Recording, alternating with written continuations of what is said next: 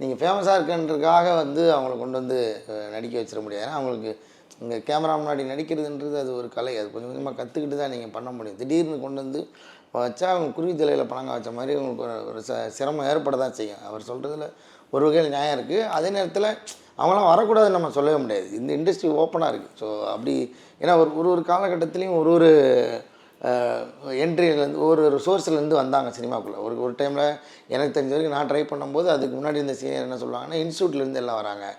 Film இன்ஸ்டியூட்லேருந்து வர student தான் வந்து இங்கே மவுஸ் ஜாஸ்தியாக இருந்தது அப்படின்னாங்க. அப்புறம் ஒரு பாயிண்ட்டில் வந்து என்ன ஆச்சுன்னா, ஷார்ட் ஃபிலிம்ஸ்லேருந்து வர்றாங்க அப்படின்னு சொல்லி வந்துச்சு. அப்போ அந்த டைமில் தான் நாங்களாம் வளரோம். இப்போ நாளை இயக்குனர்லாம் நடிச்சுட்டு அந்த குறும்படங்கள் மூலமாக எங்களுக்கு அது வந்து வாய்ப்பு தேடி அப்படி நாங்கள் உள்ளே வந்தோம். அப்போது அதுக்கு அடுத்தபடியாக என்ன வந்துச்சுன்னா, இந்த இன்ஃப்ளூயன்சர்ஸ் அது மாதிரி வராங்க. இது இன்றைக்கி கரண்ட்டில் அப்படி இருக்குது. ரீல்ஸ் பண்ணுறது அந்த மாதிரி இது. ஸோ எந்த வகையில் வேணாலும் வரலாம். பட் நம்ம அதுக்கு கேப்பபிளாக இருக்கோமா, கெப்பாசிட்டியாக இருக்கோமான்றது தான் முக்கியம்.